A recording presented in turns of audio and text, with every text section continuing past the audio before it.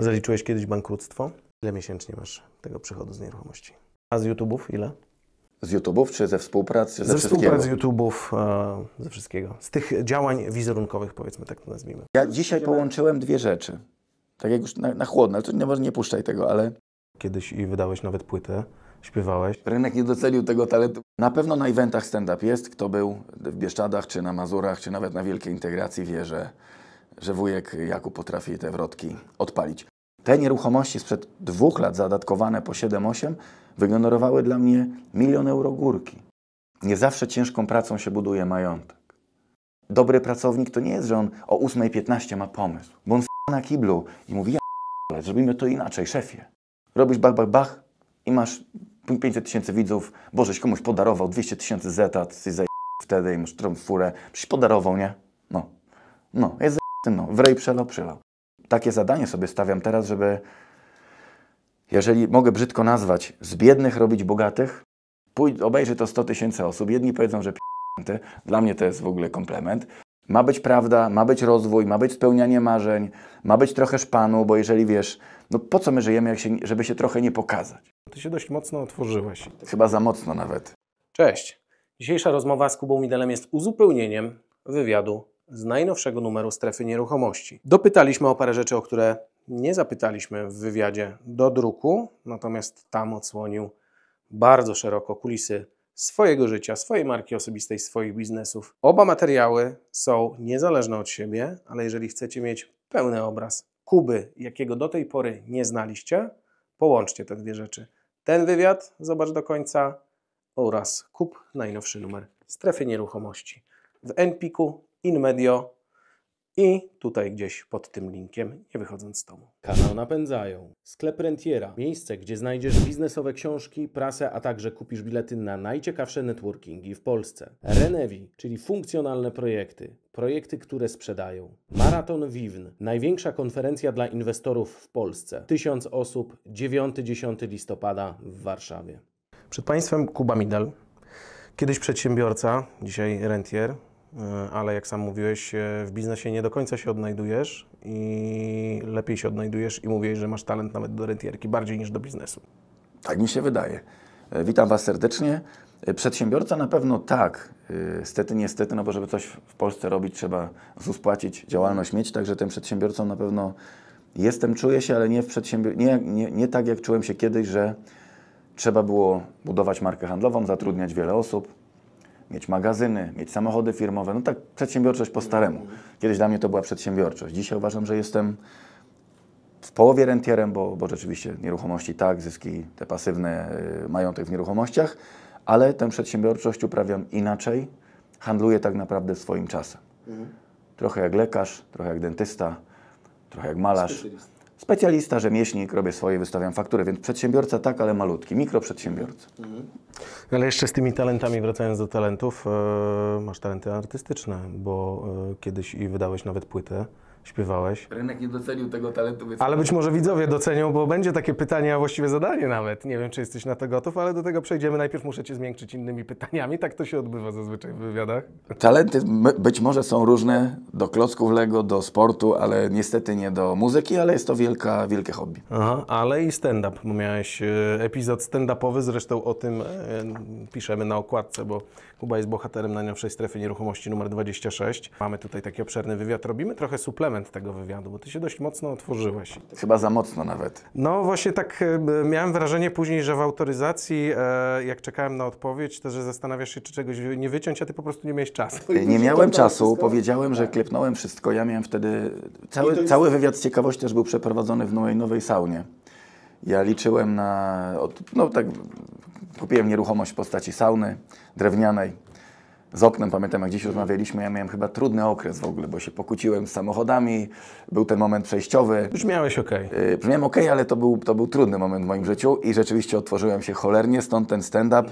Być może jeszcze nie dziś, ale prawdopodobnie może dojść do takiej sytuacji, że to co dzieje się w ogóle w mediach, social mediach zacznie być po prostu komiczne i wyśmianie tego, nawet wojny, nawet koniec świata, czy bitcoin urośnie, czy wszystkich nas zastrzelą, że pójdzie to w taką formę, bo ten rozsądek już zejdzie gdzieś tam na dalszy plan. Ale póki co myślę, że jeszcze nie może przejść to w formę stand-upu, bo to nie ten etap. No ale to też i wentyl bezpieczeństwa, tak? W sensie Dokładnie. takim, żeby upuścić trochę tego stresu i nerwów. Na pewno na eventach stand-up jest. Kto był w Bieszczadach, czy na Mazurach, czy nawet na Wielkiej Integracji wie, że wujek Jakub potrafi te wrotki odpalić.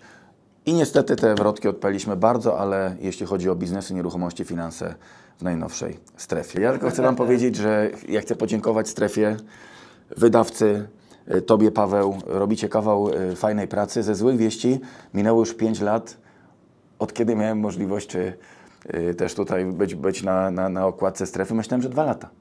Ale 2 lata minęły, dobra, coś fajnego wspólnie zrobimy. Natomiast ten czas mija. To też a propos nieruchomości naszego życia, że czas nikogo nie oszczędza.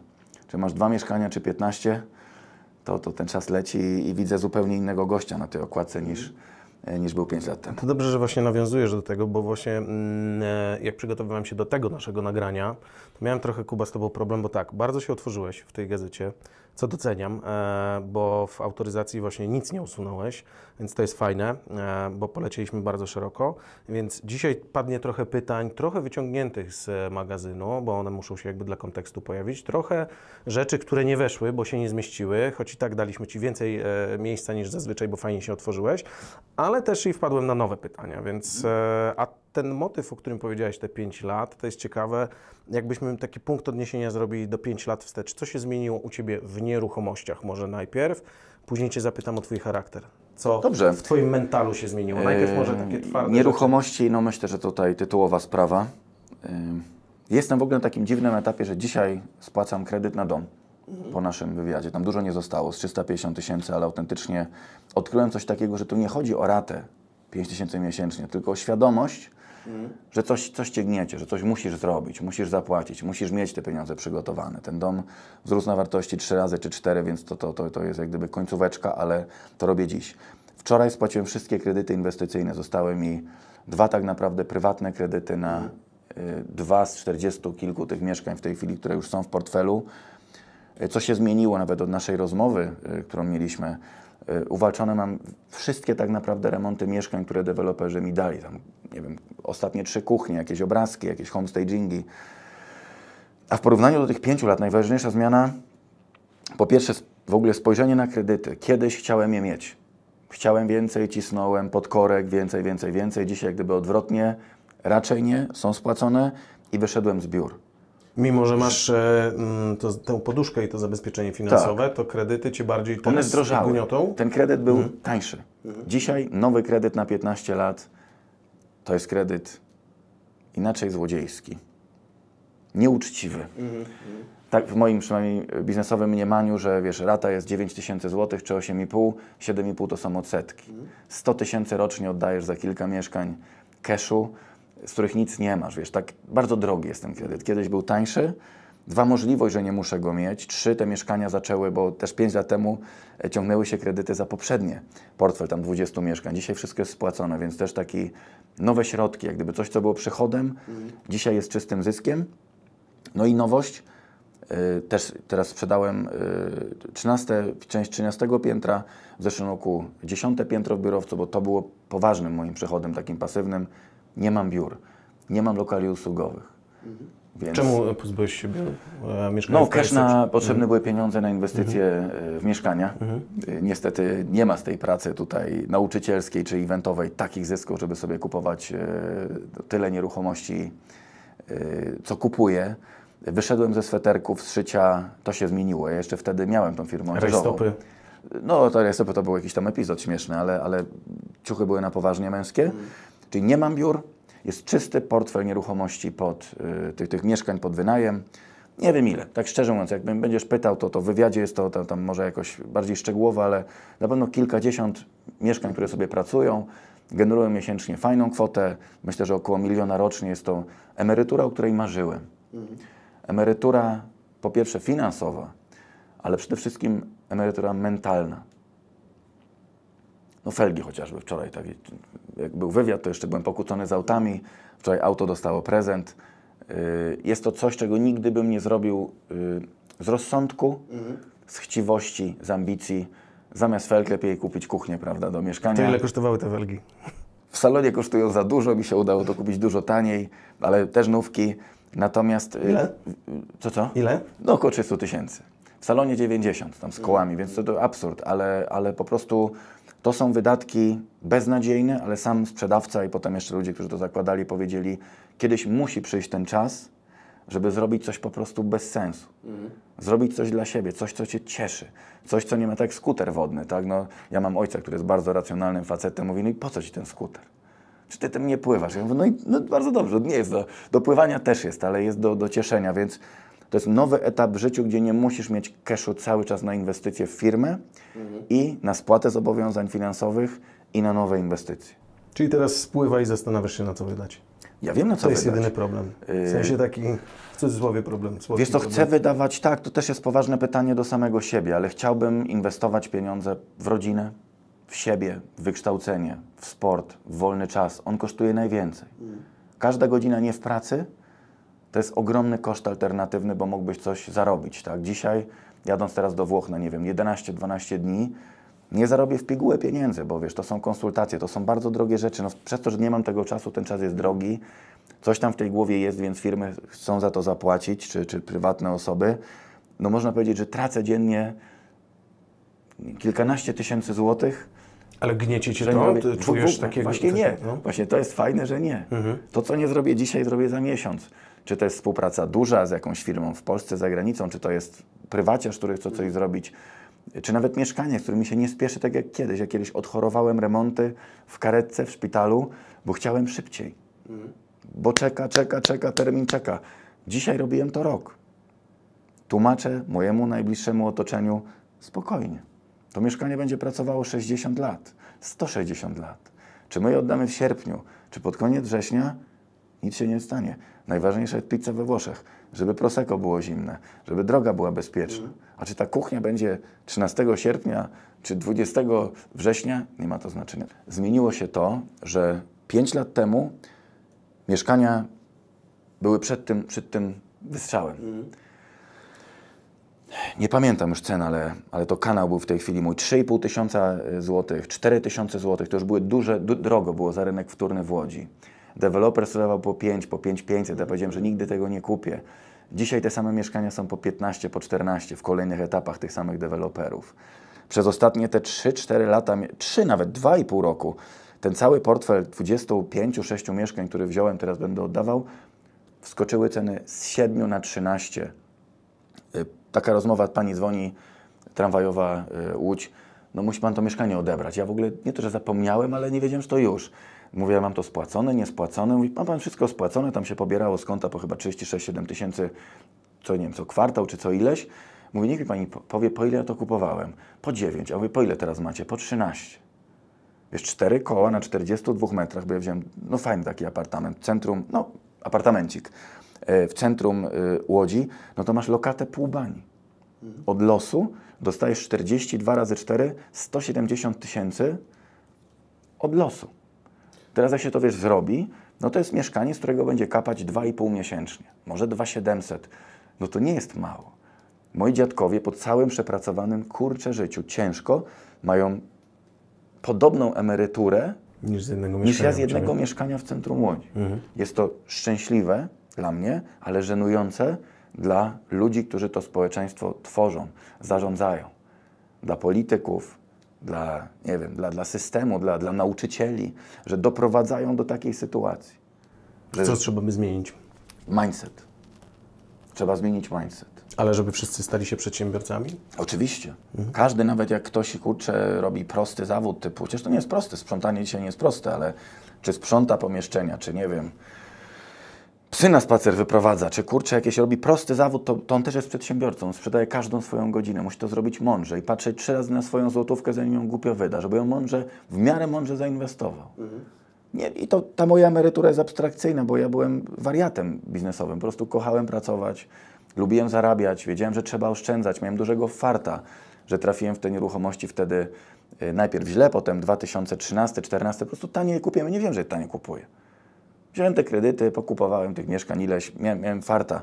Teraz też miałem farta, że kupiłem dużo mieszkań 2 lata temu.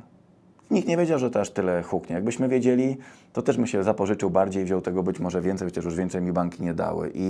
Ale nie trzeba mieć tak dużej emerytury. Natomiast te 2-3 mieszkania uciułane na dźwigni czy nie na dźwigni w ciągu życia po prostu dadzą oddech. No ale to wtedy, jak wszyscy będą mieli po 2-3 mieszkania, to nie będzie miał kto mieszkać w nich, wynajmować. Ale najemcy zaczęli też robić biznes.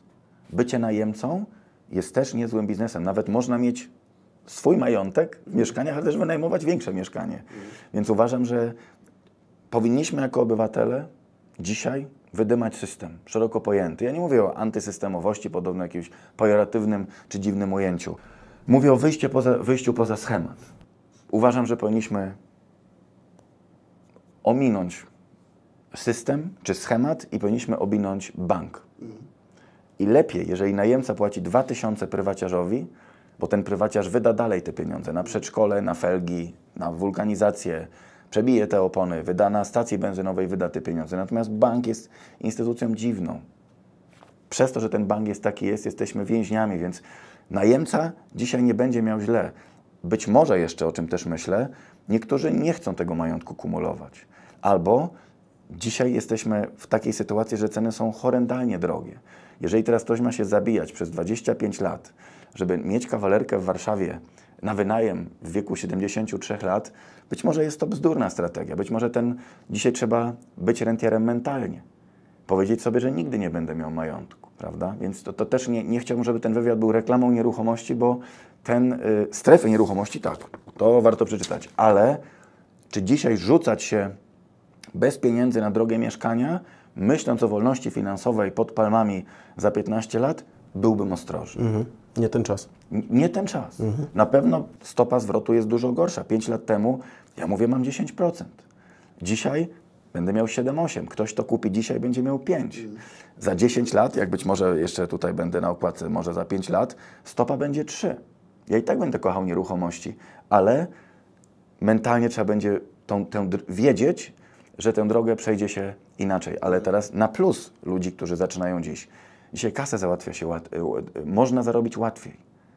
Mamy social media, mamy reklamę dedykowaną. Zostawiam teraz auto w detailingu. Autodetailing polecam Marcina, ale Marcin nie ma czasu. Ja mówię, Marcin, podnieś te ceny o 50%. I podniosłem. No to mówię, podnieś jeszcze o 50%, tak? Bo okazuje się, że lada chwila za mycie auta będziesz płacił 500. Albo będzie umyte źle, albo niepunktualnie, trzeba zapłacić 5 paczek. A jak nie, umyj sobie sam auto. Jak raz umyjesz, to przeliczysz, czy jest sens kupować te kosmetyki, chemię, wodę, prąd, plac, czy dać 500 komuś zarobić, prawda? Więc mój ten rozdział się jak gdyby skończył, 15-letnie inwestowania w nieruchomości. Na pewno tę strategię będę nieco zmieniał, ale ten trzon, to w sumie nie wiem ilu, ale myślę, że 46-7 tych mieszkań takich typowo zwykłych pod wynajem, to jest jakiś dorobek życia, z którego jestem bardzo dumny, ale wiem, że wiele osób robi to prościej, ma większe firmy, fajniejsze kariery, nie wiem, mniej wydaje na głupoty i jestem takim, wydaje mi się, przykładem, że można z drobnej działalności coś tam sobie uciułać. A mentalnie coś się zmieniło? Trochę powiedziałeś o tym mentalu teraz, porównanie 5 lat. Czy to jest właśnie to zmniejszenie tempa, że nie musisz czegoś tam zrobić kuchni na już, tylko rzeczywiście może miesiąc poczekać? Znaczy ja 5 lat temu wchodziłem dopiero w tę strefę eventów, jakiejś pracy takiej, gdzie wiesz, stajesz się trochę osobą publiczną. I w tej naszej grupie docelowej ludzi 25, 45, 50, myślę w miarę myślących przytomnie, w miarę rozsądnych, w miarę szczęśliwych, to wiem, że tam co któryś Polak czy Polka to jest mój widz i to już widzę po prostu. Nie miałem wtedy tego, nie wiem, jakiejś inną presję. Chciałem wtedy to zrobić bardzo, żeby coś odpowiedzieć, nauczyć, zbudować siebie. Dzisiaj jest to zbudowane, ta grupa jest zbudowana i nawet piszą mi, dużo prywatnych osób pisze, kurczę, dużo się w Tobie zmieniło, ale tego głosu zaczyna też dzisiaj brakować w internecie, takiego nieprzepychania się, nierozpychania się, powiedzenia jak jest. I to się u mnie zmieniło, że trochę przez te wojny, przez COVID-a, jak gdyby można było z wieloma osobami grać do bramki tego strachu. Wiesz, bo przegięło państwo wtedy, media, rzeczywiście, ja w tym łącznie jak gdyby wszedłem w ten nurt. Dzisiaj wiem, że pewne rozdziały pandemiczne, polityczne, pewno zło się skończyło. wojna, która jest tragicznym złem, jest też sprzedawana inaczej nam, zapewne inaczej jest to postrzegane przez innych, ale no nic złego się dzisiaj nie dzieje, rozmawiamy bezpiecznie, tak? A widmo, że spadnie tu pocisk, gdzieś tam w głowach jest. Więc sporo się zmieniło i tyle. No, też nie ukrywam, o co pytasz i o czym ja w tej chwili mówię. Uczę się tej zmiany, jak gdyby książki, które czytam, mental, który w sobie buduję, trener, który nade mną pracuje, ludzi, którymi się otaczam. Staramy się być spokojni dzięki kreowaniu w sobie siebie otwartego na zmianę. Czyli spokój wynika z tego, że być może już nigdy nie będę na okładce. Być może nieruchomości przestaną być sexy. Być może już po prostu jutro zniknę, a być może będzie ja pierdzielę, wywaliło to znowu do przodu i gość miał rację. Nie wiem, to we mnie robi spokój, że jestem otwarty na nowy dzień.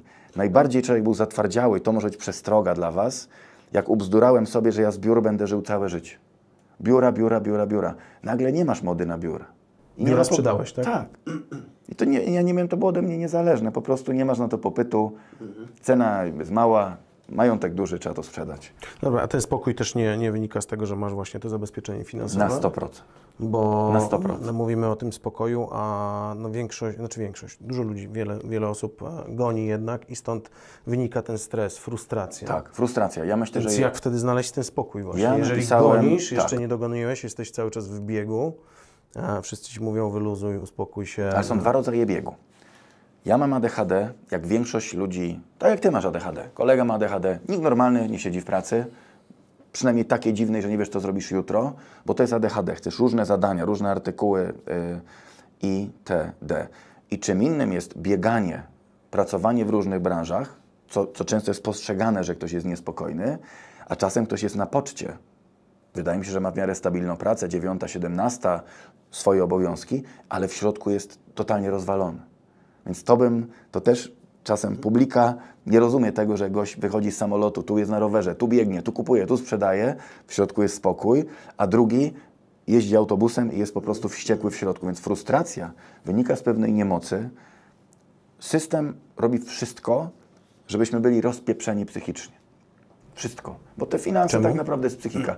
No bo takim człowiekiem łatwo się zarządza. Taki człowiek choruje. Taki człowiek jest słaby. Taki człowiek nie ma tak zwanego czasu. Żyjemy w tak durnym świecie. Teraz miałem rozmowę przedwczoraj z gościem, który obsługuje najbogatszych z najbogatszych w swojej branży. Pozdrawiam Cię serdecznie. Ja mówię, sobie, tak się przyznam, mówię, w hotelu byłem, dzisiaj rano sobie zrobiłem 120 pompek. On mówi, ty, ja też zrobiłem 100 pompek. I wiesz, zaczyna być szpanem to, że gadasz o milionach, ale ty no miałeś czas 2,5 minuty na 100 pompek, znalazłeś czas, to ty jesteś tak zajebisty, że znalazłeś czas, czyli masz 16 godzin dziennie, ale obiad z rodziną, czy śniadanie z rodziną, no to jest kłopot. Ten w telefonie, ten uciekł, tego nie ma. Pompki, spacer, nie wiem, mówimy o tych 20 minutach tak, jakiejś medytacji dla siebie. Dla mnie to jest to głupie jacuzzi. Wchodzę, mam wczoraj o 6 rano, miałem godzinę dla siebie.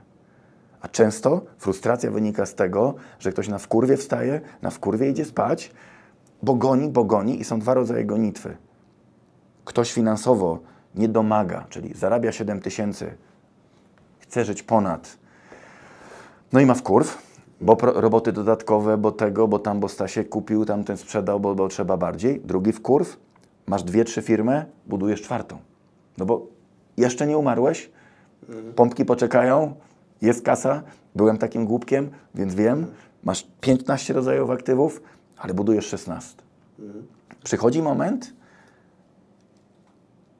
kiedy to wejście do basenu, pójście na spacer, na grzyby, teraz na motorówce byłem 3 tygodnie, też za długo, ale dla mnie była to świętość. Po prostu. I kiedyś nie było, kiedyś bym się zastrzelił, jakbym musiał być 3 tygodnie na Mazurach, 10 lat temu albo 12 lat temu, to by był wkurw, ta presja by była w środku. Co ty tutaj robisz w tych szuwarach z robaczkami na wędce, jak tam czekają biznes? Okay, czyli z tego się wyleczyłeś. I tu pomagają nieruchomości, że jeżeli to może być mieszkanie, może być lokal, może być ziemia, może być domek taki, teraz ten dom w cenie mieszkania, też fajna seria będzie. Ludzie budują sobie domek 2, po 300 000 złotych wynajmują za 800 dziennie. I to małżeństwo mówi wprost, Kuba, mamy bardzo ciężką pracę. Musimy posprzątać, umyć kibel, sami to robią. Jakieś tam miodek położyć, odebrać telefon od klienta, skasować te 800 zł, wystawić ogłoszenie, odebrać telefon, ale myśmy zapieprzali na 2 etatach, na szparagach, gdzieś tam. My znamy pracę. I dzisiaj, jeżeli mamy 2 dychy, zdawanie ludziom kluczyków do naszego domu z widokiem na góry, to nie jest praca. I to daje nieruchomość, że ta nieruchomość pracuje na Ciebie 24 na dobę. Ja się nie powinienem przyznawać, bo ja też uczę, jak robić to, też moja program rentierski polecam, ale ja nawet nie wiem, kto mieszka w tych moich mieszkaniach. Nie wiem do końca, ile to ma metrów, znam rząd wielkości. Jakbyś mi kazał tu napisać listę, to bym po długim czasie napisał, ale nie wchodzę na to konto, gdzie wpływają te pieniądze, więc to daje nieruchomość. Jeżeli tak będziesz robił swój zwykły biznes, handlowy, usługowy, to Cię nie będzie. A tutaj nieruchomości sprzed 5 lat warte 150, dzisiaj warte są 300. Te nieruchomości sprzed 2 lat zadatkowane po 7-8 wygenerowały dla mnie 1 000 000 euro górki. 1 000 000 euro górki to ja nigdy nie widziałem z biznesu. Przychody widziałem, ale w życiu nie widziałem pieniędzy. Ustalmy raz na zawsze, jesteś fliperem czy nie? Ja nie jestem fliperem. Znaczy, ja jestem fliperem, bo sflipowałem 2 mieszkania kiedyś. Za ciszę 16 kupiłem mieszkanie i je sprzedałem. I siostrze sprzedałem. Czy jestem fliper na siostrze? Jak zrobić flipa na siostrze, to ja. Najgorszy sort. Wcisnął. Ona to wynajmuje do dziś, ale trochę wcisnąłem siostrze. Taki zrobiłem deal.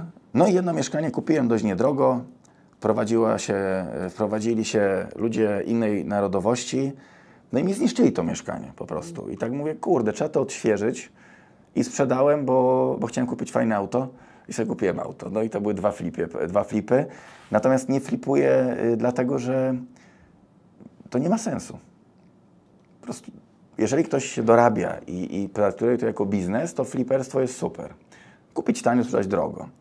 Natomiast jeżeli mówimy o inwestycji długoterminowej i zyskach pasywnych i ktoś ma dobrą pracę albo inny biznes, w którym zarabia lepiej niż na flipowaniu, to fliperzy zrobili najgorszy ruch swojego życia, sprzedając w ogóle mieszkania w swoim życiu, bo gdyby tylko poczekali, fliperzy sprzed 2, 3, 4 lat, gdyby ktoś nie zarobił 50 000 na flipie, to zarobiłby 150 dzisiaj, plus 36 razy 12, to jest kolejna 100 z wynajmu.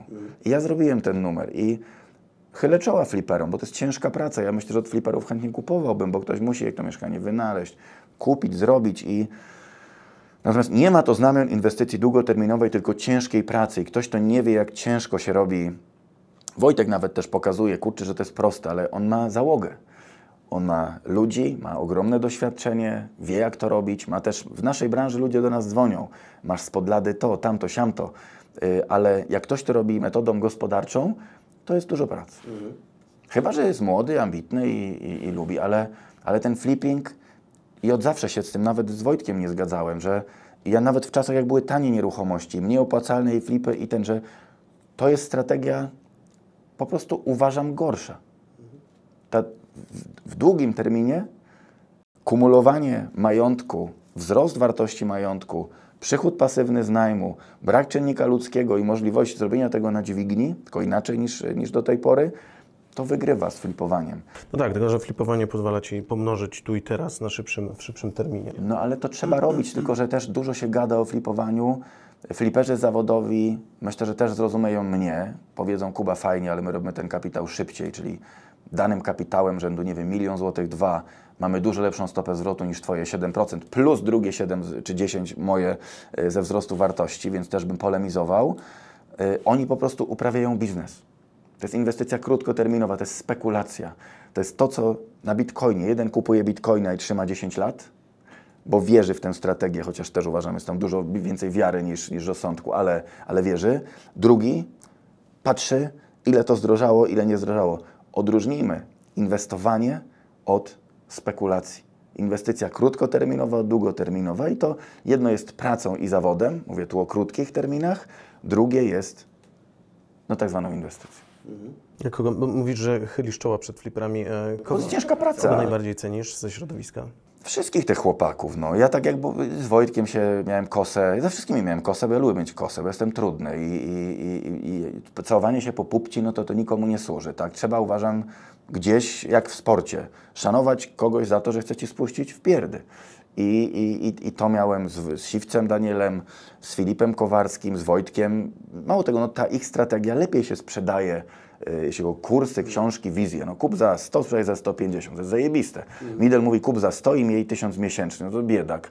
Więc każdy ma swoich, jak gdyby, każdy ma swój poklask, ale chłopaków poznałem, przegadałem z nimi czas, widziałem ich inwestycje, zwiedziłem z nimi trochę świata. To jest inna strategia. To jest tak, jakbyś mówił, czy lepsze jest auto sportowe, czy terenowe. Trzeba mieć oba. Na pewno łączymy siły, jak jest wielka integracja przedsiębiorców i tutaj zachęcam, jeżeli ktoś z branży chce dołączyć, bo myślę, że robię coś ponad podziałami, czy jest ktoś moją konkurencją w sensie kanału biznesowego, lifestyle'owego, czy nieruchomości, to od lat pokazujemy, że biznes się łączy. I wielka integracja, zresztą też będziecie partnerem jako strefa nieruchomości, jest w sobotę, w piątek mamy seminarium nieruchomościowe i tam najlepiej widać, że ja zapraszam na scenę ludzi, którzy naprawdę robią totalnie coś innego niż ja. Często ciężko jakąś sympatię, ale nie muszą się ze mną kolegować, czy lubić, czy nie wiem, chodzić na piwo, żeby powiedzieć ludziom, a ja myślę inaczej. Ostatnio był Jan Fior, mówił, olejcie te nieruchomości. Wiesz, 10 osób ma wykład nieruchomości, nieruchomości są złe. Jest koniec nieruchomości, kupujcie złoto.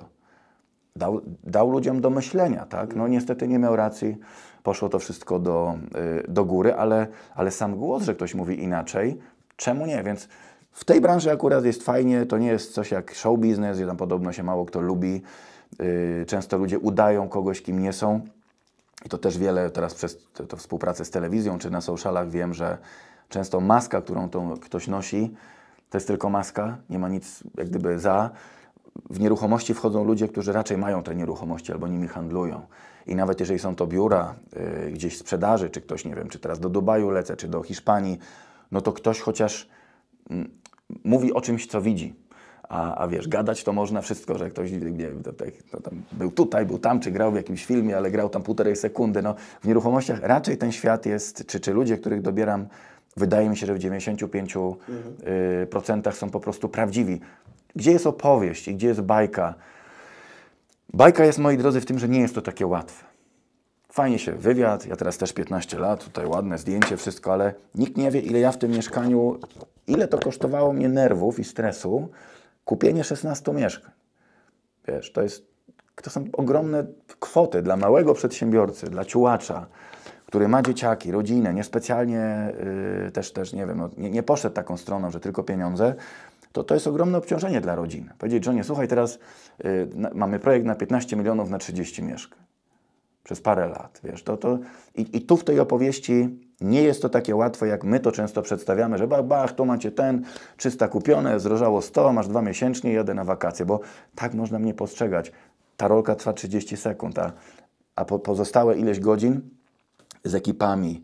Bardzo dziękuję, jeżeli mogę, firma Jesiąt, firma Extom, chłopaki, którzy mają te firmy, produkują kuchnie, mają tych pracowników, Wojtka ludzie, ci budowlańcy, architekci, projektanci, dostawcy wszystkiego, tych materaców, wiesz, płytek. To jest wszystko ciężka praca. Fizycznie fajne jest to, że ten inwestor robi najmniej. To się mogę przyznać i w wywiadzie jeszcze mocniej nam powiedziałem, ale patrząc na to z perspektywy, jestem winien na pewno jakąś wdzięczność wszystkim ludziom, którzy ciężką pracą pracowali na majątek, o którym ja, wiesz, no wiem, że jest, to były moje decyzje, ale może to jest dla młodych ludzi jakaś wartość, że nie zawsze ciężką pracą się buduje majątek. Wiesz, budowlaniec, który bierze nawet 25 000 za zrobienie mieszkania, spędza w Twoim mieszkaniu 2 miesiące. Wozi płytki, kleje, ale on kończy to mieszkanie i tak naprawdę idzie dalej.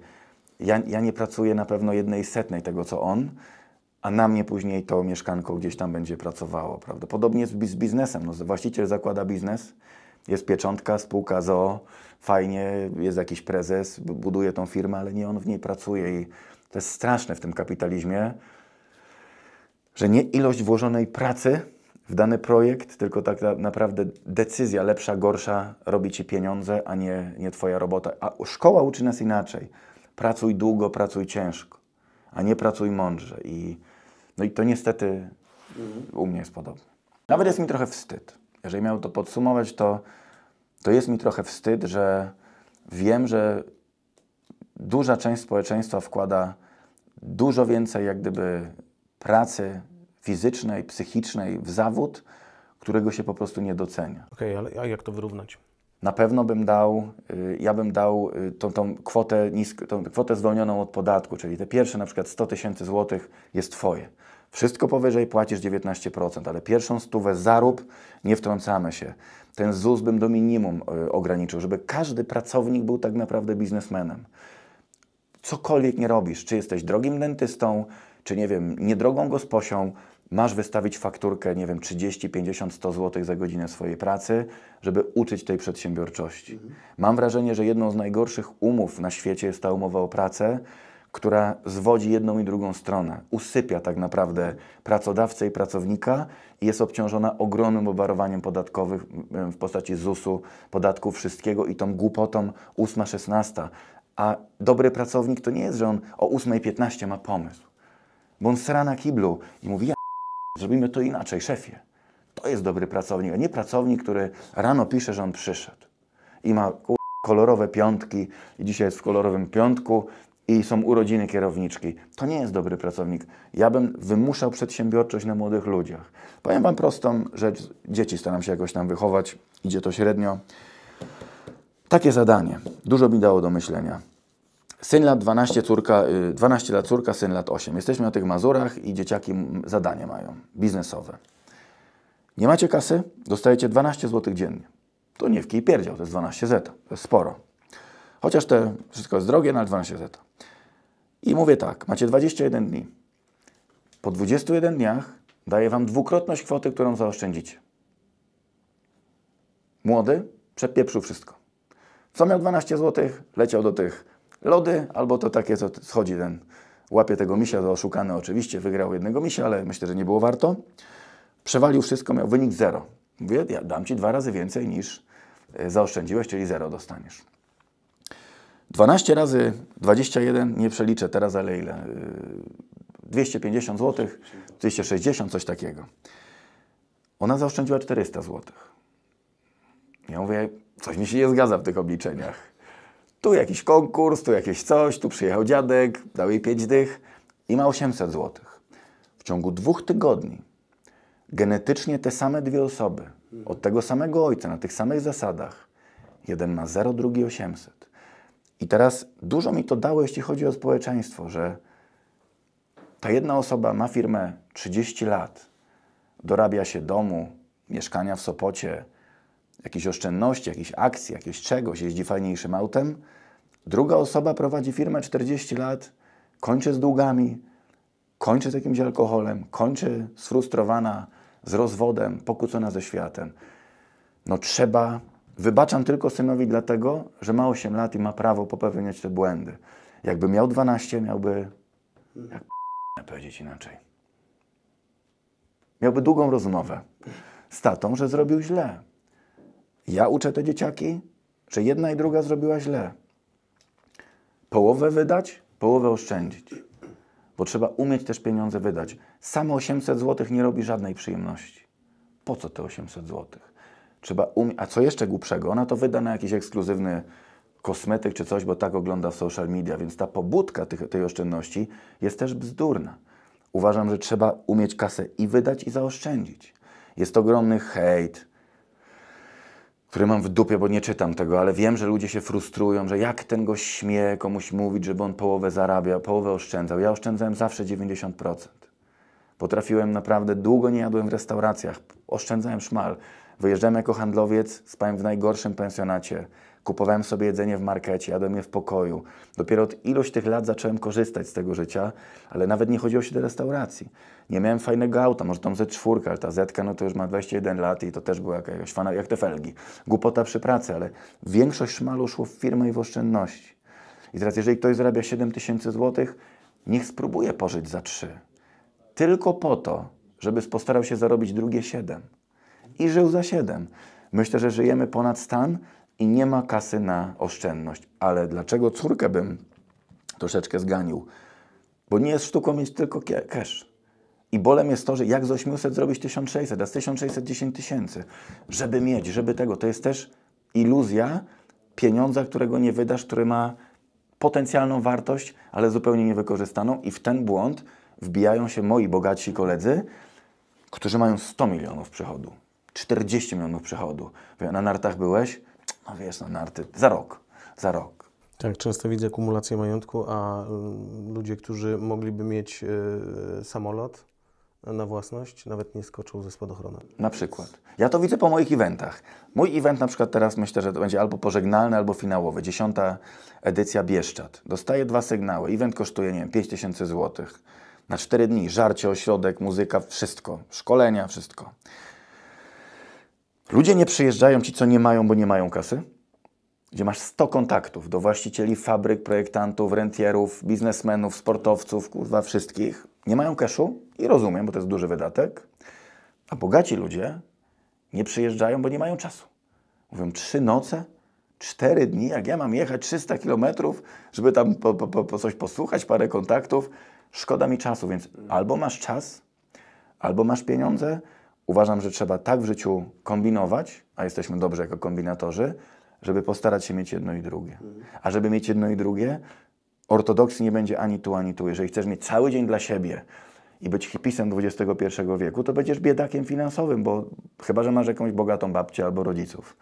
Jeżeli chcesz mieć pigułę siana, no to zapomnij o czasie. To skup się jak sportowiec na karierze finansowej, kontroluj wszystkie spółki, rozwijaj nowe, zabijaj konkurencję, podkupuj pracowników, rób wszystko, żeby wygrać ze wszystkimi i umrzeć na 62 na liście Forbesa, jak kupisz sobie artykuł i będziesz na liście Forbes. Będziesz na liście Forbesa? Nie, dlatego że nie mam, wiesz, społeczeństwo poszło bardzo do przodu. Jak gdyby to, co kiedyś mi się wydawało osiągnięciem w wieku lat 20, nie wiem, 6, 7, że no miałem tą sieć językową, miałem tą odzież, miałem 100 sklepów partnerskich. Nie miałem, tylko handlowałem, ale to logo gdzieś tam wisiało. Tych 1000 współpracowników, bo nie pracowników, ale no, było to duże. I były takie aspiracje imperialne, że może w całej Europie tą szkołę, może to rajstopy i jeszcze taką kolekcję. Dzisiaj widzę, jak wyhamowałem niestety imperialnie, ale to, co mój podkreśla trener, że każdy kolejny krok w rozwoju to będzie krok wstecz. To jest moim głównym też zadaniem dzisiaj, taką misję czuję, bo pierwsza misja była taka, jak pokazać, mi tego brakowało, jak pokazać 17, 18, 20-latkom, że jest starszy wujek, który przeszedł bardzo trudną drogę i mu się trochę udało, trochę zmienił perspektywę. Natomiast nie ma na to wzięcia, bo młodzież, no niestety jest inaczej skonstruowana, ma inne możliwości, musi pójść inną drogą, natomiast za szybko chce tych efektów i wierzy w bzdury. Wierzy w religię, której nie ma. Wierzy w sukces na szybko. Wczoraj byłem, słuchaj, u wulkanizatora. Pod Poznaniem kupę bogatych ludzi, youtuberów też nie, fermy drobił, gigantyczne pieniądze, drogie samochody. I wprost, pożyczasz furę, robisz bach i masz 500 000 widzów. Bożeś komuś podarował 200 000 zeta, ty jesteś zajebisty wtedy i masz tą furę. Przecież podarował, nie? No, jest zajebisty, no. W rej przelał. A mało kto chce posłuchać, żeby budował tą swoją firemkę, budował tą swoją karierę, chodził do tej roboty, budował swoją pozycję. To jest nudne. Budowanie firmy to jest porównywane teraz z etatem. Więc tu jest mi być tak ciężkim. No, dobry trener cię opierdziela. Dobry trener szuka błędów. Natomiast dzisiaj zawodnik chce, mam wrażenie, chce mieć wynik. No płacę za trening, no to co z tego mam? Ale konkretnie, trenerze, co będę miał? Kiedy olimpiada? Więc tu słabo. Widzę, że popyt na mnie, czy wzięcie jest od osób, które przeholowały z robotą. Dzisiaj widzimy, jaki duży problem mamy z psychiką. Że masz wszystko, jesteś nieszczęśliwy. Nie cieszysz się tym. Głupie felgi, bo żeśmy zaczęli. Ja naprawdę się nimi cieszę. Po prostu się cieszę. Dla mnie to był ważniejsze niż wszystkie mieszkania. Brakowało mi od roku felgi są, będę się cieszył, patrzył na nie, to, tamto, siamto. Jak ci za łatwo to przychodzi, dobra, przywieź Stasiek te felgi, weź to załóż, nie trój dupę, kupujemy następne auto. Jak ktoś ma 160 samochodów, czy taki jest znany człowiek, który ma tych aut bardzo dużo, bardzo drogich, nie wiem, czy szanuje kolekcję, ale czy zna w ogóle frajdę jazdy 44 modelem, czy był w nim w Alpach z żoną, na wycieczce w Sopocie, na rybach i tak dalej. I takie zadanie sobie stawiam teraz, żeby, jeżeli mogę brzydko nazwać, z biednych robić bogatych, bo to jest dość proste, tylko potrzeba czasu, determinacji i zrobimy, ale z bogatych robić szczęśliwych.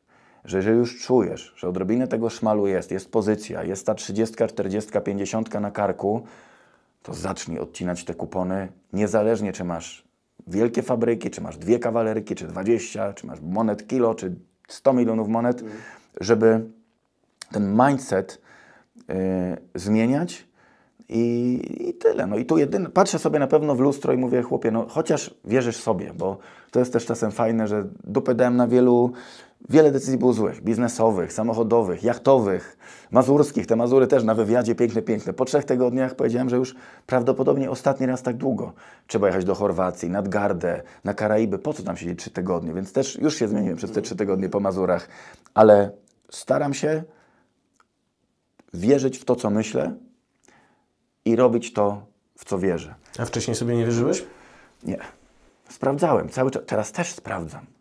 Teraz też nie wiem, co będzie za rok, 2, prawda? Jestem na etapie rozkodowywania się, treningu fizycznego. Takie zdjęcie mam z biurowca sprzed 12 lat i teraz. Kiedyś byłem sportowcem zawodniczym, ale na tyle byłem, nie wiem, schorowany fizycznie, mimo tego, że było 30 lat niecałe na karku, 29 lat, że byłem wątłym gościem. Dzisiaj jestem dziadkiem, ale mam czas na, na trening fizyczny i się tym cieszę. To pogadaliśmy o tej perspektywie 5 lat versus teraz.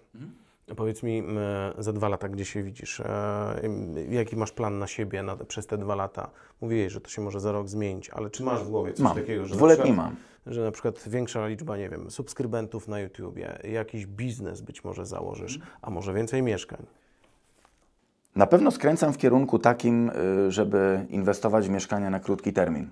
Czyli inny kraj, morze, góry, coś, żeby ten sezon był dłuższy, żeby była lepsza stopa zwrotu i frajda, żeby odkrywać okolice.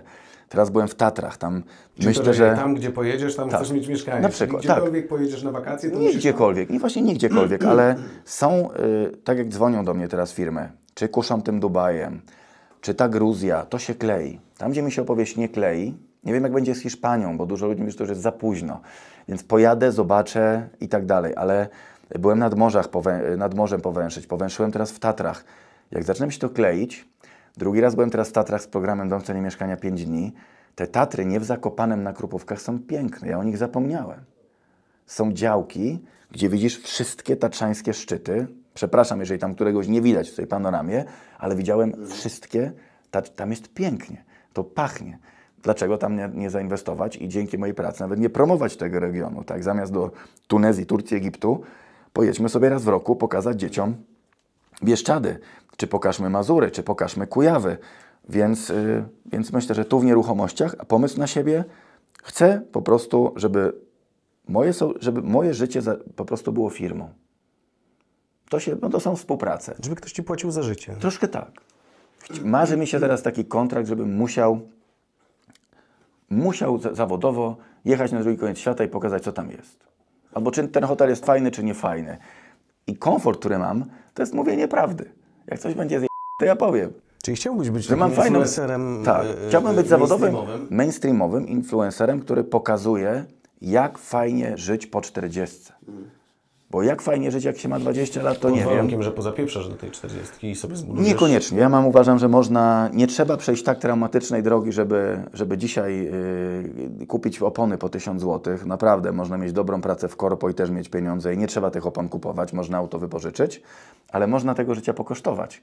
Przykład mojego jachtu. Wydałem setki tysięcy złotych, żeby go posiadać. Dziś wiem, że można było to zrobić za ułamek kwoty. Ale spróbować jachtu w Chorwacji, pojechać sobie 5 znajomych, zrzucić się po 1000 euro, wziąć zajebistą motorówkę na tydzień i nią popływać po Adriatyku, można to zrobić. I będzie taki po prostu Kuba, który powie, kurde, nie mam jachtu, ale pływam sobie jachtem po Adriatyku z 5 ziomeczkami. Boli niektórych to, bo już to widzę, że niestety zacznę na tym zarabiać. Coś, co nie sprawia mi kłopotu, bo i tak bym to zrobił, ale trudno. Taki mamy klimat, że części się podoba, części nie. Inni nazywają to jakąś marką osobistą, ale ja się w tym dobrze czuję. Jeżeli BM-ki były w mojej stajni złe, to czy ja mam współpracę, czy nie współpracę, dzisiaj Mercedesy są dobre. Jeżeli dojdzie jakaś współpraca, super, jak nie dojdzie, to i tak to zrobię. Więc fajne, że można być takim influencerem, którego trochę nie da się kupić. że wybiera sobie tę współpracę. To zrobimy, tego nie zrobimy, a większość rzeczy robić po prostu for fun. Dzisiaj stary do rolki wziąłem kalosze, tak? Zmieniłem te felgi, te opony. Już dawno się tam, można powiedzieć, zobowiązania skończyły, nie wiem, wizerunkowe, ale chcę zrobić fajną rolkę, że nowe kapcie, nie? I biorę normalnie moje na grzyby kalosze i do G-klasy zajebiste felgi z dystansami. No i teraz, to wiesz, to jest rolka za 0 zł, 0 groszy, ale uważam, że obejrzy to 100 000 osób. Jedni powiedzą, że dla mnie to jest w ogóle komplement. Drudzy powiedzą, no w końcu dobre kapcie, bo wczoraj jadę do tego gościa od felg, on mówi, ty no żeś na kolażówkach przyjechał? Ja wiem, na kolażówkach, to są piękne felgi 20, na kolażówkach przyjechałeś. Albo mechanik, ładne auto, ale kuleczka małe, Ukrainiec. Więc ma być uśmiech, ma być prawda, ma być rozwój, ma być spełnianie marzeń, ma być trochę szpanu, bo jeżeli wiesz, no po co my żyjemy, żeby się trochę nie pokazać? No jeżeli robisz coś wszystko dla siebie, no to wyprowadź się na wieś, kup sobie domek w cenie mieszkania za 170 000 złotych, tony książek i generalnie umrzesz za 70 lat. Jesteśmy ludźmi, chcemy pokazać, co się udało, co się nie udało, gdzie płaczemy, gdzie klaszczemy. Troszeczkę chcę być inspiracją dla ludzi, którzy gonią i inspiracją dla dusi groszy, dla chciwców, dla ludzi z dziwnym mindsetem, z takim biednym mentalem, którzy się boją wydać kasę. A wiem, jacy oni są, bo ja sam taki byłem. Mi było żal pieniędzy na obiad, na samochód, na odzież, na buty, na wszystko było mi żal. Dzisiaj uważam, że te rzeczy są najbliżej ciebie. I na pewnym etapie nie powinno ci być żal. Stąd też te głupie zabawki, żeby przetrzeć szlak, powiedzieć, że to nie boli. Nie dość, że to fajnie wygląda, działa, jest to swego rodzaju inwestycją, też wizytówką, czy dobry but, czy fajna kurtka. To nie musi kosztować 10 000, może być super kurtka za 500, ale chodzenie w starej, jak masz pieniądze, zaczyna być śmieszne. Ludzie klaszczą, że Irwan Kamprad umarł jako dziadek, zostawił 100 miliardów, jeździł starym Volvo. Na Chopinie. Dla mnie ten gość nie miał w ogóle wyobraźni. W ogóle. Albo udawał, bo tak mu kazali z PR-u, bo to była potężna firma, dziadek jeździ Volvo, rób co chcesz. Być może nie miał potrzeb, ale jeżeli nie masz potrzeb, to po co ci 100 miliardów? To oddaj je. Jeżeli jesteś taki dobry, to sprzedaj te 100 miliardów i je oddaj na biedne dzieci. Ale jeżeli kisisz 100 miliardów, cała rodzina skłócona, wszyscy skłóceni o władzę, taka w jednej firmie rodzinnej w Polsce w tej chwili tak jest, nie chodzi o cash, chodzi o władzę, to nie oszukujmy się. Biznes robimy po to, żeby zarabiać. Zarabiamy po to, żeby wydawać, żeby się tym cieszyć. A część oszczędności mądrze zainwestować. Do tej influencerki jeszcze dobiję, bo zbudowałeś dość pokaźną grupę odbiorców, subskrybentów na YouTubie, no bo to jest chyba ten główny twój kanał teraz przekazu. Nie docenianą jeszcze. Nie doceniają nas, moi drodzy. Nie doceniają nas i docenią. Tak, korporacje i duże firmy patrzą na wyświetlenia. Nie zawsze wyświetlenie równa się kaloria.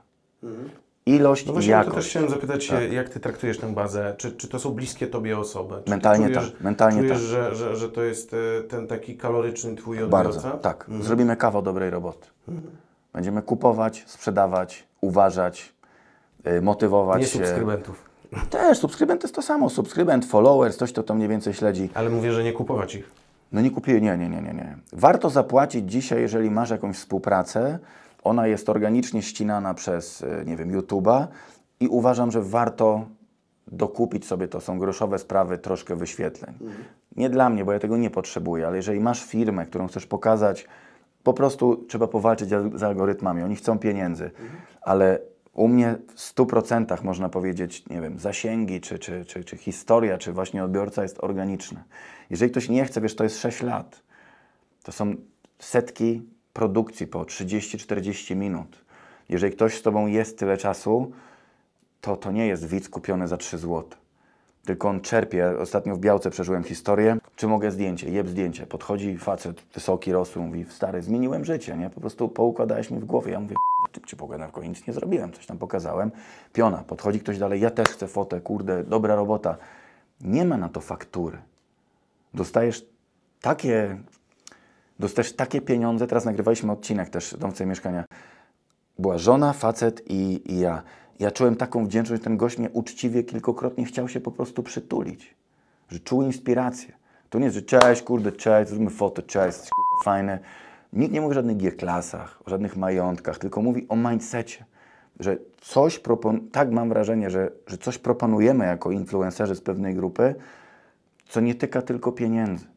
Nie tylko marki samochodu i po ile są mieszkania, tylko pewnego rodzaju sposobu na życie, którego nie kreuje się w pracy, nie kreuje się w szkole, ani nie kreuje się w domu. I mówię tu o takim poczuciu winy. Że ten dzieciak jak coś zaczyna FIFA Rafa w domu, to my tak nie robiliśmy, nam nie wolno było. W szkole siad, test, rób. Tu za szybko, tu za długo, to mandat, tu kara, tu wszystko. No wczoraj miałem komornika w domu, tak? Przychodzi komornik, mówi, no muszę, ja mówię, po co komornik? Ja mówię, nic nie mam na sumieniu, jest komornik, ale ja muszę dostarczyć, tu komornik, coś jest siadaj pan do komornika. Otwieram to, tam jest 75 zł do zapłaty, 5 rat po 17 zł. Bo urzędnik nam nie powiedział, jak pytaliśmy, za które mieszkanie trzeba zapłacić podatek, prawda, za 5 lat. No. I to jest system, tak? Że komornik, listonosz, co to będzie, koniec świata, COVID, epidemia, wojna, bank, odsetki, szef w pracy, żona w sąsiad w wszyscy w A uważam, że ten czas jest jeden. I żonie to tłumaczę, siostrze, sam sobie to tłumaczę, przyjaciołom, moim widzom na tych moich kanałach, że to jest najdroższa rzecz na świecie, to jest ten nasz czas i styl, w jaki ten czas wykorzystamy. Tak Ci jeszcze zdradzę, Paweł, nie wiem, na ile dużo tego wywiadu wejdzie, ale jedna z najmądrzejszych rzeczy, jaką ostatnio przeczytałem, to jest to, że jest zarzut, że czasu jest za mało. Że życie jest krótkie, czasu jest za mało. Życie jest cholernie długie i czasu jest bardzo dużo. Tylko 95% tego życia i tego czasu marnotrawimy na bzdury. Absolutne bzdury. W działaniu fizycznym i mentalnym. Myślimy o rzeczach, które się nie wydarzą. Ten mózg błądzi, te 60 000 myśli. Dzisiaj szpanem będzie nie mieć tych myśli. Szpanem będzie to, że lada chwila zmieniam markę telefonu, o ile będę miał go obsługiwać, będę miał 5 numerów telefonicznych. Nie będę miał w ogóle telefonu. Nie zadzwonisz do mnie, zadzwonisz do kogoś, kto nas umówi, ale jakim prawem dzisiaj każdy może do Ciebie zadzwonić? O każdej porze. Nie ma takiej możliwości. Nie szanujemy tego, co jest dla nas najdroższe. Wiesz.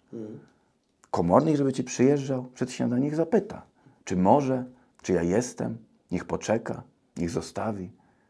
Wiesz. I myślę, że my tak łatwo sprzedajemy każdą godzinę swojego życia. Czy za 5 zł, czy za 500 zł. Nie szanujemy tego, czego nie odkupimy. I to jest lekcja, którą dostałem przez ostatnie te paręnaście lat, czy 20 lat biznesu, bo to się tyle prowadzi, żeby zejść z głupiej drogi. I mamy przy okazji dobry tytuł. Przychodzi komornik do Kuby Windela. Dokładnie tak, dokładnie tak. Będziemy mieli tytuł. Wczoraj był. Z tymi autami, bo zahaczamy cały czas o nie, więc trochę wyskoczymy w przód w pytaniach.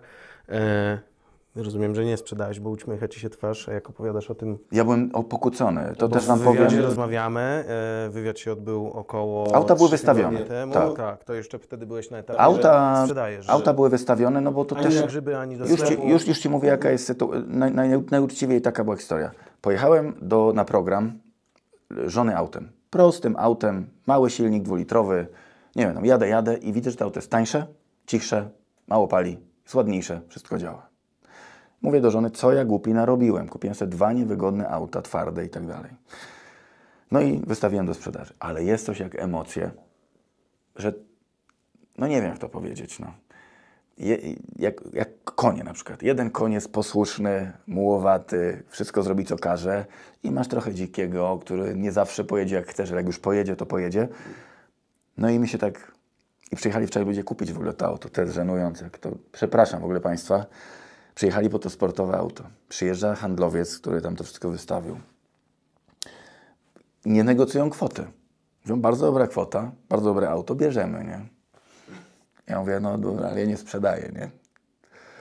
No i dlaczego nie sprzedaję? Było ogłoszenie, była Tak, kwota, wszystko oni było, nie? No klepnęli, głupio mi. przyjechali właściwie odebrać. Dobrze, to jest moja nie. porażka tego roku. Jest mi trochę wstyd, bo tak się nie robi w handlu, ale no powiedziałem, że jeszcze nie znałem liczb, to też wynika z tego, że nie wiedziałem, ile tam tego leasingu zostało, nie zostało, ale powiedziałem, że to są 2 problemy. Pierwszy finansowo, że to auto po prostu jest za nisko, brzydko mówiąc, wystawione, bo to jest też wina, no nieważne, bo było jak było, a nie było źle, ale nie znałem cyfr, więc nie zgadzałem się to finansowo, ale 2, czasem jest tak z samochodem, że lepiej stracić i sprzedać.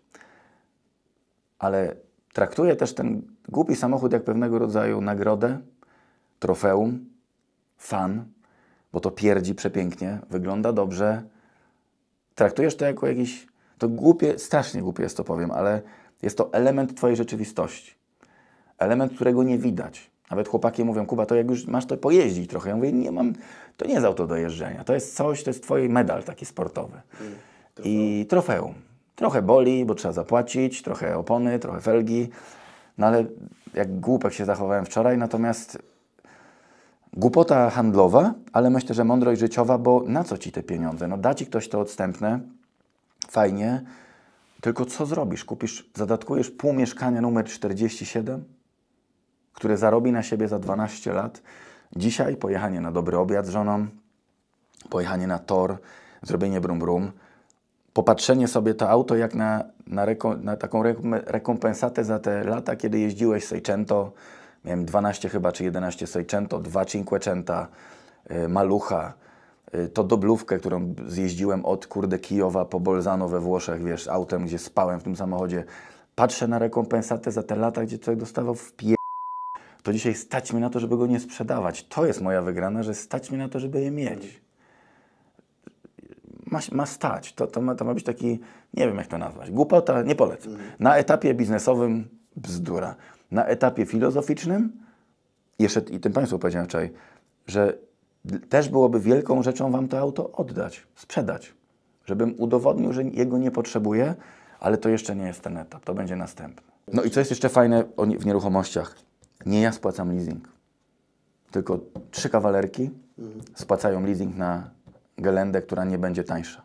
To jest też fajny mechanizm finansowy, że Ty mówisz, chcę to, te 3 faktury płacą za tą fakturę, za 2 lata G będzie warte pół bani, mieszkania będą warte 2 banie, no a gość se jeździ na grzyby po Toskanii, więc nie jest to głupie perpetuum mobile. Okej, z 3 kawalerek pieniądze idą na gelendę. Tak jest. To mniej więcej wiemy, jaki rząd wielkości. Ile Ci zostaje? Ile miesięcznie masz tego przychodu z nieruchomości? No i tak dużo chyba już mówimy o kulisach rentierstwa. Dajmy widzom, czy czytelnikom zobaczyć. Myślę, że to jest bardzo fajna kwota, dająca do zrozumienia plusy, minusy tej kwoty, plus zwroty z inwestycji, no to żeśmy analizowali właśnie na rozmowie. No tak, tutaj I też mamy, zachęcam, powiem wam, czyli ja nie powiem ile, bo nie będę za Ciebie odpowiadał. ja powiedziałem jest ile. Napisane, Ja powiedziałem Zostawiamy ile. dla czytelników. Każdy, kto sobie przeczyta ten wywiad, będzie dokładnie wiedział. No dobra, a z YouTube'ów ile? Z YouTube'ów, czy ze współpracy? Czy Ze współpracy YouTube'ów, ze wszystkiego. Z tych działań wizerunkowych, powiedzmy tak to nazwijmy. Wystarczająco dużo. Będzie więcej. Dobra, to ja zdradzę, że też możemy to przeczytać tu. Tu też powiedziałem. Powiedziałeś, widzisz, nawet nie pamiętasz, a powiedziałeś bardzo dużo. A może nie chciałeś Inaczej powiedzieć. się rozmawia widocznie. I dlatego teraz może jesteś zdziwiony, bo nie chciałeś tego powiedzieć, ale ja Ci powiem tak, autoryzowałeś i mam to na piśmie, mam to na mailach, że autoryzowałeś. No to jak ktoś Mogliśmy wypuścić te informacje i one są tu. To jak ktoś chce zobaczyć, czy lepiej zarabia, moi drodzy, portfel 50 mieszkań pod wynajem, czy stary Samsung, niech koniecznie przeczyta Strefę Nieruchomości. Niestety powiedziałem prawdę. I Kuba, wydaje mi się, że też powinieneś przeczytać ten wywiad raz jeszcze, bo może Nie nie przeczytam, pamiętasz. nie przeczytam. Nie pamiętasz może, co bo autoryzowałeś. nie chcę, bo ja później będę autoryzował siebie przy następnym. Ja na pewno strefę chciałbym też nabyć dla dziadków, dla rodziców, dla znajomych, bo jest zajebista gazeta i 2 fajna pamiątka. I też symbolika pewna, zwłaszcza na takim zakręcie, że te nieruchomości naprawdę przetrwały wszystkie kryzysy. Mentalne, psychiczne, nie wiem, bitcoinowe. Ja nikomu nie zazdroszczę, kto ma fabryki, miliony, 100 bitcoinów, 100 kilo złota. I myślę, że ten biznes, który jest coraz słabszy, ten wynajem, będzie trwał wiecznie. I Łódź jak się pięknie rozwija. 5 lat temu były głosy, że jest koniec Łodzi, że się wyludni, nie wyludni. Ceny nieruchomości wzrosły chyba rekordowo, jeśli chodzi o kraj. Co się dzieje z naszymi ulicami? Nie ze wszystkim się zgadzam, można by pewne posunięcia, ale to też miasto pewnie musi w związku z jakimiś tam kredytami, inwestycjami, infrastrukturą robić swoje decyzje, ale ta Łódź bardzo pięknieje. I myślę, że ta kwota 12-15 za dobre mieszkanie nie będzie żadnym wyjątkiem lada chwila. I stąd ta gelenda, żeby przejechała po tych drogach jeszcze nie wyremontowanych. Ale już prawie, nie, G sobie dobrze daje radę i wiesz. Słuchaj, jak zacząłeś mówić, że ja chciałbym kupić strefę nieruchomości i później rozwinąłeś wypowiedź, to w ustach rentiera z takim kapitałem zabrzmiało, jakbyś chciał kupić całe wydawnictwo, ale Nie chcę firm. Właśnie to jest fajne w przypadku współprac czy was. Mam komfort, którego nie miałem nigdy, że ja zawsze chciałem coś mieć, kupić. Chciałem budować, chciałem mieć firmę. W każdej branży. Teraz nie chcesz mieć firmy? Nie chcę, bo po co mieć firmę? Ludzi pod sobą Nie, właśnie kiedyś, wiesz, strukturę... ja dlatego tylko miałem firmę odzieżową, że zobaczyłem, że ile na tym zarabia producent. Mówię, kurczę, to się szyje, bo z Łodzi wszyscy szyją. Szyją za 15, sprzedają za 75. Jakie to łatwe. I tu można polec. To, że jest, wiesz, w knajpie obiad po 150, nie oznacza, że trzeba knajpę swoją mieć, żeby iść zjeść dobry obiad. Czy z tym browarem, jak to się mówi. Więc ja wolę was wspierać, jeżeli nawet mogę was wesprzeć, czy wizerunkowo, czy zasięgowo, czy na seminarium, żeby w ogóle dotknąć takiej gazety. Tak jak fajnie Kora powiedziała, świętej pamięci, nie musisz grać na instrumencie, ale warto jeden instrument w domu mieć. To były słowa, które mam do dzisiaj we łbie. Dzięki niej mam chyba 4 czy 5 gitar. A słabo gram na gitarze, ale to samo jest tutaj, że sam fakt posiadania, może nie każdego, ale takiego jednego, drugiego numeru przejrzenia, czyli są gazety o bzdurach, czyli czy aktorka złamała obcas, albo czy oni jeszcze są ze sobą. Dla mnie to nic nie wnosi, ale troszeczkę inspiracji. Takich typków jak ja, 15, jak się wypowiada, ten to jest uważam cenne. I to jest właśnie wsparcie, które wzajemnie robimy. Tak jest. Jeszcze o pieniądze zahaczymy. To ile musiałbyś miesięcznie mieć tych środków, żeby wystarczyło Ci na wszelkie wydatki? Już tak jest. Już tak jest. Zachcianki. Znaczy, już tak jest. Jest już i ja rozmawiam z wieloma osobami. Też późno jak gdyby ta dojrzałość u mnie przychodzi. Być może niektórym nie przyjdzie nigdy, być może część osób szybciej dojrzeje finansowo, ale naprawdę większość biznesmenów zarabia dużo więcej niż potrzebuje. Bo etat jednak wyznacza pewną klamrę. Zarabiasz 5, no raczej się musisz w tych ryzach trzymać. Zarabiasz 25, trzyma się w tych ryzach. Ale biznesmen zawsze dorobi. Wystawi 3 fakturki więcej, zrobi jakiegoś deala, tu, tamto, siamto, zwykle ma 1, 2 działalności i przedsiębiorca nie do końca pracuje dla kasy. Kasa jest, bo to Cię określa. Tak jak w sporcie czas, no po co ci ludzie walczą o te ułamki sekund? Bo to ich określa, ta cyfra. To nie jest alfabet ABCD, tylko 1, 2, 3, 4. I wielu przedsiębiorców robi biznes, nawet teraz jak ja, przecież też wyceniam moją jak gdyby pracę, event, bilet, zysk, to się musi gdzieś tam opłacać, tak jak drukujesz gazetę, druk po tyle, sprzedaż po tyle, ale połowa to są biznesy, ale druga połowa, no nie wiem, jesteś dziennikarzem, wydawcą, redaktorem, a nie piekarzem. Czyli ta druga rzecz to jest ta rzecz, co tak naprawdę chcesz robić w życiu. I ja porównuję dzisiaj tą moją jak gdyby działalność, bo to jest dla mnie nowe być jakimś influencerem czy youtuberem dla gościa, który chodził w garniturze i miał 1000 osób, że jest to trochę działalność jak piłkarz. Piłkarz nie musi już grać w piłkę, ma 100 baniek na koncie, a biega i się kopie po kostkach. To u mnie jest tak, że tę część finansową mam odhaczoną, resztę robię dla sportu, dla jaj, dla misji, dla poczucia, nie wiem, że jest dobrze dzień spędzony, dla innych, bo też robiąc biznes, robisz to dla siebie, dla kasy, dla satysfakcji, dla ego, ale ten drugi nie jest głupi. Ten drugi, jak kupuje bilet na wielką integrację za 500, no to chce z tego skorzystać, więc dajesz komuś dobro, jak pieczywo, u mnie, nie wiem, jest to wyjazd w Bieszczady, konsultacja, czy film, czy filmik, czy rolka, o czymś informujesz. Wiesz, żyjemy w świecie informacji. Kiedyś żyliśmy, kto ma towar. Dzisiaj możesz mieć tych gazet 7 tirów, ale jeżeli ludzie nie będą wiedzieć, zamów strefę nieruchomości, to tego nie kupią. I firmy widzą, że są skazane na influencerów. Telewizja, radio, akurat mam zajebisty program, więc ja uważam, że Dom w cenie mieszkania to jest duży wyjątek, bo tam jest treść.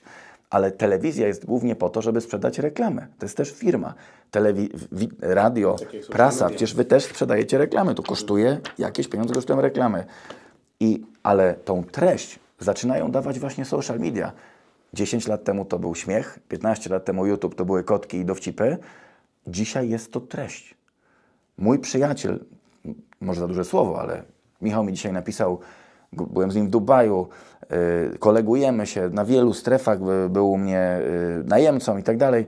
Mówi, Kuba, z przyjemnością zaglądam na Twoje sociale, bo jest tam odrobina prawdy w tym internecie. Więc to jest fajne, że to też zaczęło być robotą. I teraz kasa jest kasą, ale 2, że to się przekłada na sprzedaż. Że o czymś mówimy, przecież nie jest tak, że jak ktoś obejrzy filmik, 100 000 wyświetleń, to masz 100 000 klientów, ale informujesz, masz siłę rażenia informacją, że powstał taki a taki biznes. Plus jeszcze, co mnie cieszy, że w 99% współprac ja i tak bym był tym klientem. Współpraca jest obok. Przykład tego jacuzzi. Też ktoś mówi, że bo Midel dostał jacuzzi. Nie dostał żadnego jacuzzi, tylko zrobił pracę. Zrobił event jeden, drugi, nagrał materiał, wypierdzielił pół ogródka, zainwestował kasę, sfakturował, a ktoś sprzedał mi, kurczę, saunę z jacuzzi. No i jakiś tam procent ludzi płacze, lament, że się sprzedał. No oczywiście, że się sprzedał, ja chcę sprzedawać coraz drożej. Piłkarz sprzedaje się za 40 milionów euro. Nikt nie płacze. Ja chcę sprzedawać się coraz drożej i wręcz wytyczyć pewien kierunek, że influencer to nie jest piesek, którego możesz kupić, bo wyślesz mu szminkę. Tylko jest to pokaźna grupa docelowa i życie, które podporządkowujesz właśnie pod to. To ja Ci powiem z mojego podwórka. Żona nawet myślała, bo Ty to rolkę robisz. Po co Ty robisz rolkę 1,5 godziny? Siedzisz tam, grzebiesz. Odkąd sama jest influencerem, chociaż dopiero zaczyna i w tych swoich projektach, tam ma 5,5 tysiąca czy 4,5 tysiąca na Instagramie, widzi, ile to jest roboty. Żeby nie tylko ładnie zrobić homestaging czy projekt, ale również, żeby nagrać rolkę, żeby odpowiedzieć na jakieś odpowiedzi, żeby coś tam polinkować, podlajkować i tak dalej. Więc jest to praca, tylko w moim przypadku bardzo dobrze płatna praca. Jeszcze do eventów chciałbym i do szkoleń wrócić, bo przed chwilą o nich mówiłeś. Tak. Szkolenia i eventy to dobry biznes w Polsce? Albo w Twoim przypadku? Nie, ja uważam, że nie. To gdyby nie... Ja lubiłem robić, nie wiem, tam jasełka, wigilie, wycieczki.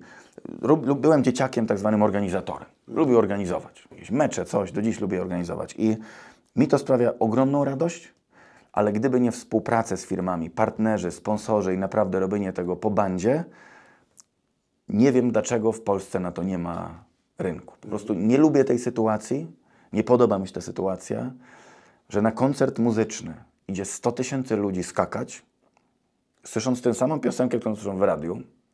I to gorzej, bo nie da rady uzyskać tego samego, co w studiu czy w aucie. No ale fajnie jest poczucie wspólnoty. Idą na mecz. Oglądać, jak ludzie grają w piłkę. Dla mnie tam nie ma większej wartości, bo mecz wygląda lepiej w telewizorze dużym. Masz zbliżenia, to, tamto. Siedzisz na kanapie, powtórki.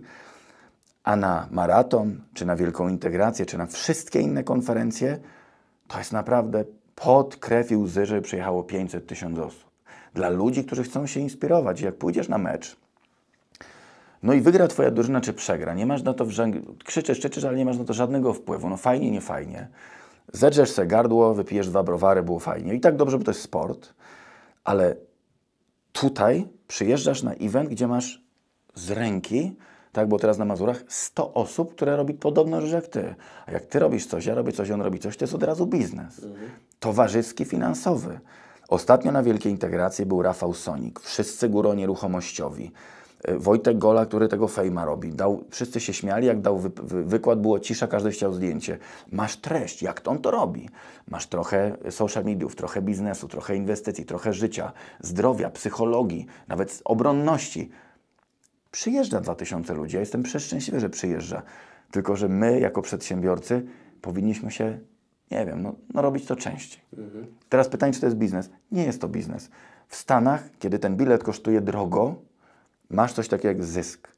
Jeżeli bilet kosztuje 500 zł, a cateringi, hale, reklamy, afiliacje, ludzie, z 200-300 osób pracuje przy integracji. Jak masz setki tysięcy złotych kosztów, to uciułanie, ja teraz się broń Boże nie żalę, ale odchorowałem na tyle styczniową konferencję, że majowej opłacało mi się nie robić. Poczekamy rok, zrobimy jak gdyby ten.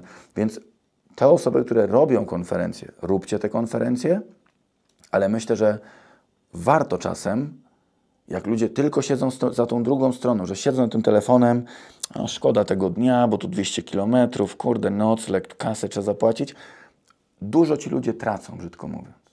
I fenomen, dla mnie fenomen, że jedziesz na koncert, jeden, drugi, wiesz, Taylor Swift czy coś, no sorry, ale to jest po prostu... No ale chyba tak musi być, że niektórzy będą mieli parcie na wiedzę, a inni na rozrywkę. No i teraz pytasz o ten w sensie, podział. że możesz na nich zarobić. No i pytał teraz o ten podział. No dlatego, stąd bierzesz ten podział. O te kalorie. Kto przyjeżdża tu, kto przyjeżdża tam.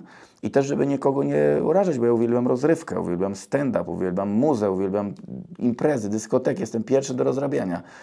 Ale fajnie porozrabiać, jak wracasz do domu, który jest spokojny, gdzie jest miłość, gdzie są dzieciaki, gdzie jest odrobina zdrowia, gdzie jest odrobina ciebie, niż pójść tylko się wyszaleć, żeby podejrzeć życie innych. I wiesz, bo to nie idźmy tak daleko, ale spytałeś o eventy, ja ubolewam nad tym, że biorę cały ośrodek w Bieszczadach, kłady, konie, kręgielnie, knajpę, ogniska, koncerty, muzycy, DJ-e, towarzystwo, jeepy, kłady i naprawdę z bólem to się sprzedaje. Przyjeżdża te same grono 100-140 osób, reszta nie wiem na co czeka. No bo czeka na to, że mi się to znudzi, mi się nie będzie chciało tego robić. Wczoraj było w firmie też takie spotkanie, róbmy to krótsze. Będzie łatwiej. Będzie taniej i łatwiej. Mówię, zajebiście. Zróbmy dwudniowe, zróbmy obóz najlepiej 2-godzinny, bez noclegu. Przyjedźmy, obóz, dowiedzmy się, kto się czegoś, albo nie przyjeżdżajmy, to sobie online zrobimy, kto będzie, Pojeździmy konno nie online. przyjedziemy, online, w FIFA, przecież jakbyśmy byli. I wiesz, to nie jest mój świat.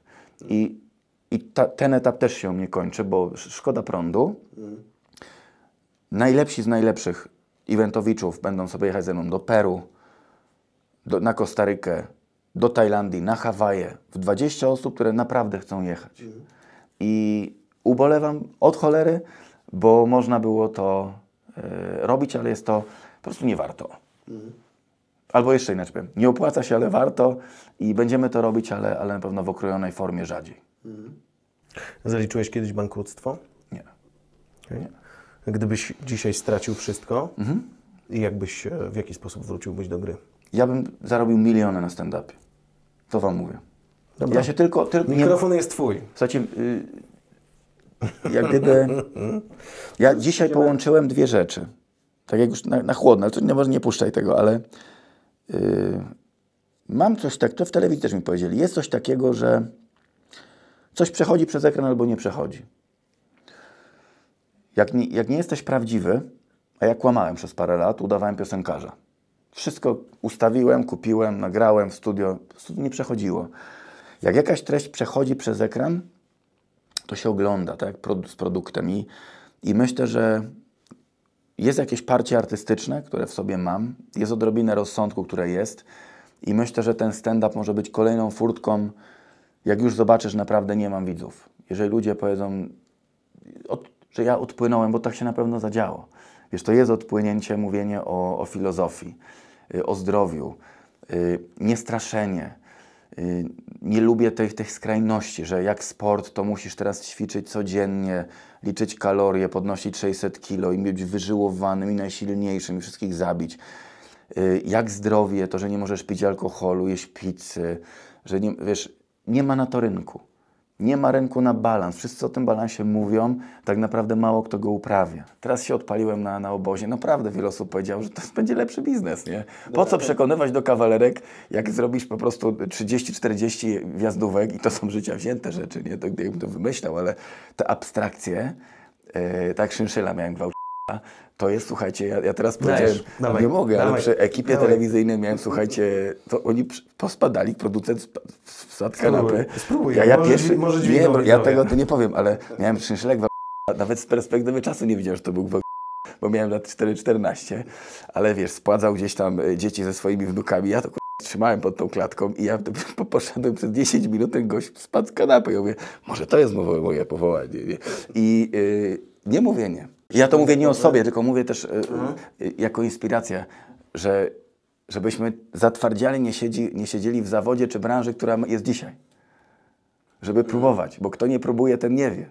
Wiesz, dzisiaj jest taka retrospekcja, ale gdybym nie był tam, to bym nie był dzisiaj tu. Gdybym nie był tu, to być może nie będzie jakiegoś stand-upera. Lada chwila otworzą się wszystkie rynki, bo AI tłumaczy cię na wszystkie języki.